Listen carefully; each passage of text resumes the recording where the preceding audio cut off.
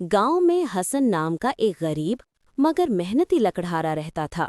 हसन हर सुबह जल्दी उठता, जंगल जाता, लकड़ियां काटता और शाम तक बाजार में बेचकर अपना पेट पालता।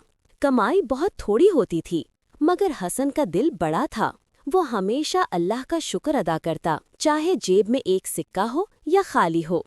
एक दिन वो जंगल में लकड़ियां काट रहा था कि अचानक उसकी नज़र जमीन में दबी एक चमकती हुई रोशनी पर पड़ी। उसने मिट्टी हटाई तो वहां से एक छोटा सा पत्थर निकला जो सूरज की किरणों में दमक रहा था।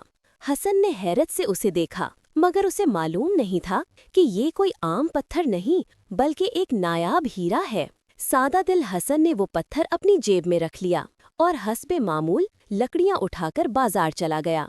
बाजार में जब वो लकड़ियां बेच रहा था तो एक आदमी दूर से उसे गौर से देख रहा था। वो आदमी एक तजर्बाकार सुनार था जो कीमती चीजों को पहचानने में माहिर था। अचानक उसकी नज़र हसन की जेब से झलमलाती हुई चीज पर पड़ी और वो फौरन समझ गया कि ये मामूली चमक नहीं। वो हसन के पास आया और नरमी से बोला, भाई, क्या मैं वो पत्थर देख सकता हूँ जो तुम्हारी जेब में चमक रहा है? हसन ने अपनी सादगी में फौरन पत्थर निकालकर उसकी हथेली पर रख दिया।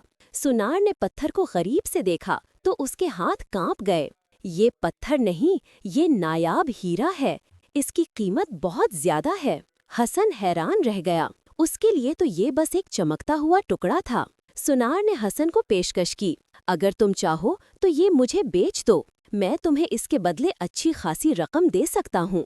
हसन ने अल्लाह का नाम लेकर हीरा उसे दे दिया। सुनार ने उसे रकम दी और हसन ने खुशी से कबूल कर ली, मगर दिल में कभी लालच न आया। कभी ये न सोचा कि अब मैं बड़े घर में रहूंगा, नई चीजें खरीदूंगा या ऐश करूंगा। गांव वापस जाकर हसन ने वो पैसे गरीबों में बांट दिए।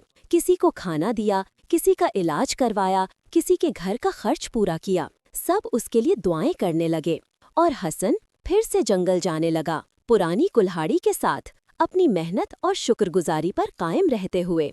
इस रात वो आसमान की तरफ देखकर मुस्कुराकर बोला, असल दौलत दिल की खुशी है और वो सिर्फ दूसरों का भला करने से मिलती है।